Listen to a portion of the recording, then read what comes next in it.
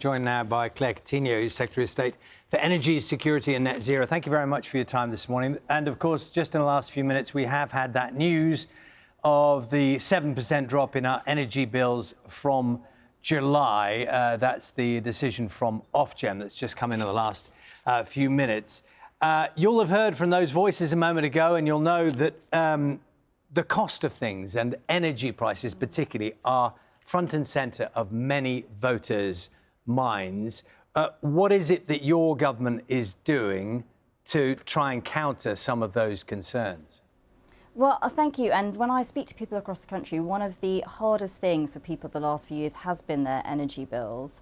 And that's why at the peak of the crisis, we stepped in, we paid on average a half of people's energy bills.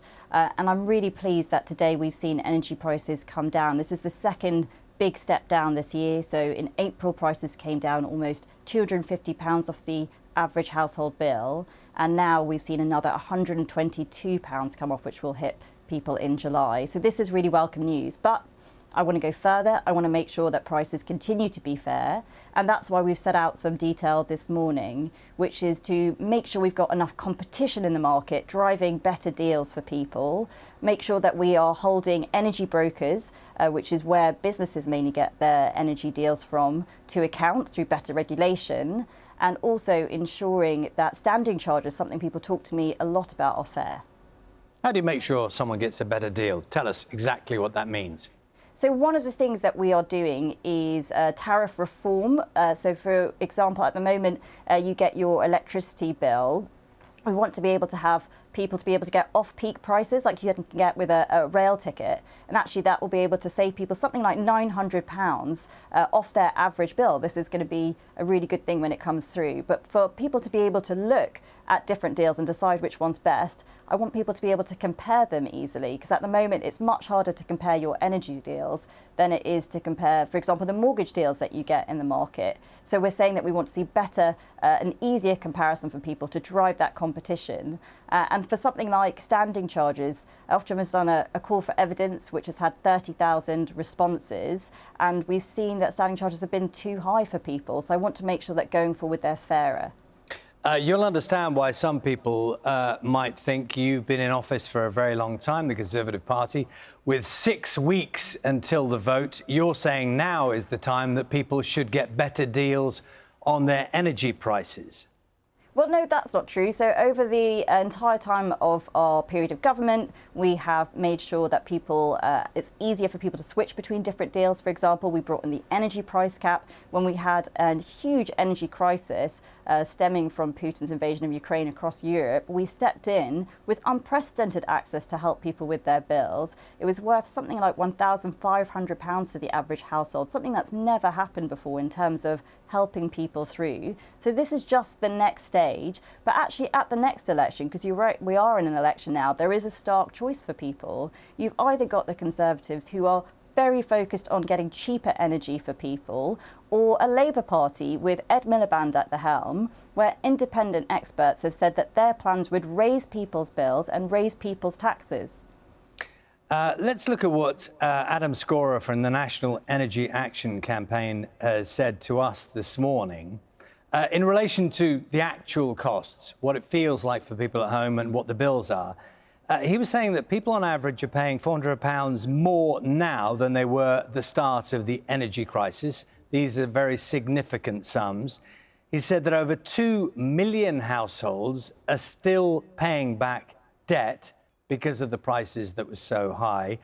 And the idea that this clears the slate, as in this new drop in the price cap and the measures you're talking about, the idea that this clears the slate is for the birds. And I think a lot of people who are looking at their bills will think just that. So, I wouldn't say that this clears the slate. I know people are still struggling. I mean, one of the things I did before politics and Parliament was work with deprived people across the country. So I know how long-lasting cost of living problems can be with people, but that's exactly why we're taking action. And as I said, at the time of the crisis, we stepped in to pay roughly half on average of people's household bills. And we've made sure over our period of time that we're putting lots of energy into the system to keep people's ability to access cheap energy. And now I want to make sure that people, as competition is returning to the market, are getting fairer deals. But like I said, there is a very stark difference now between us and the Labour Party on this issue, because my focus is cheap energy. I want to make sure there is more competition in the market and that we're putting cheap energy onto the system. But even independent experts like the Tony Blair Institute have said that Labour's plans would not only harm our energy security, our ability to keep the lights on, but it would also raise people's bills. The reality here is that government, there's a limit to what you can do about bills going up, isn't there? I mean, you're in no position today, even given your role in government, you can't guarantee that in the autumn, when people start using more energy, that the prices won't go up. You're in no position to guarantee that, are you? There is every chance that if you were to win this general election campaign, that under your administration, the bills may go up again. Well, so there are always in everything when it comes to policy two things. There's external influences. You're right, I don't have control over that. But there are things that government can do. One is making sure that we're putting more cheap energy onto the system. So, for example, I'm building a lot of nuclear. I set out the largest expansion of nuclear in 70 years. And I'm at the forefront. We're going to be one of the first countries to have small modular reactors, factory-built nuclear, which is cheaper and more efficient. So there's an example of something that we can do. Well, I suppose in a way, Claire Coutinho, my question really is more in a way. My question more in a way is a more practical question. My apologies for interrupting. I just wanted to secure this in relation to domestic bills first. Yes. Is that given we're in a general election situation, what people might want from you as Energy Minister is some kind of reassurance that the bills won't go up again.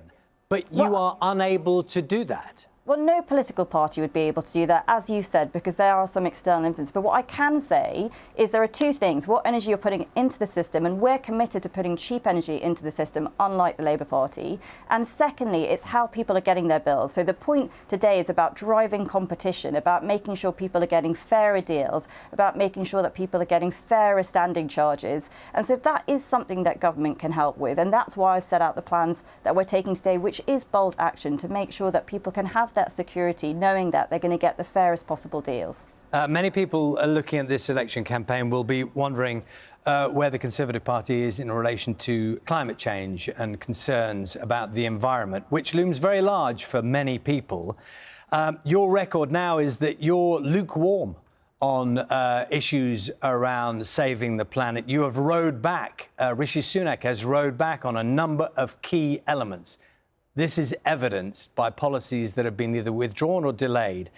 I'm looking at quotes from Sir Alex Sharma, who was president of COP26, who said, "We've seen mixed messages, unfortunate rhetoric on climate, and chopping and changing on policy," from your leader, Rishi Sunak. Why are you reluctant to commit as much as Labour is in relation to the environment? Well, firstly, let's look at the record. So no other major country, if you take the top 20 largest countries in the world, no other country has done as much as us when it comes to climate change. And actually going forward, we are ambitious, but what we've said is I want to take a balanced approach. So when it's good for the country, for example, investment, jobs, opportunities, we've actually taken steps to go much further. And Alex Sharma has actually said that himself in the House, that we've done well on investment and getting money into the country, which is good news.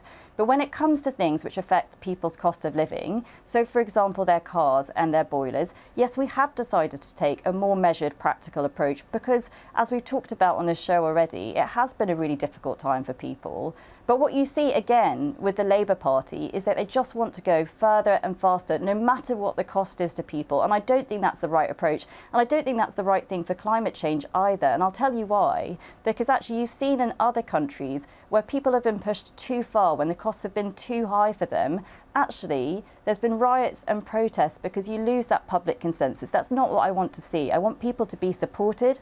I want people to be helped. I want us to meet our targets, but in a way that's fair to people. But this is a very stark choice at the next election between our approach, which has delivered, as I said, more than any other major country, or the Labour approach, which has by independent experts, has been judged to raise people's bills and also harm our energy security. That isn't what I think the country needs right now. Well, we will speak to the Labour Party and ask them those very questions, and they can account for themselves as to what it is they're putting forward. Claire Coutinho, we appreciate your time this morning. Claire Coutinho is Secretary of State for Energy and Net Zero. Thank you very much. Thank you.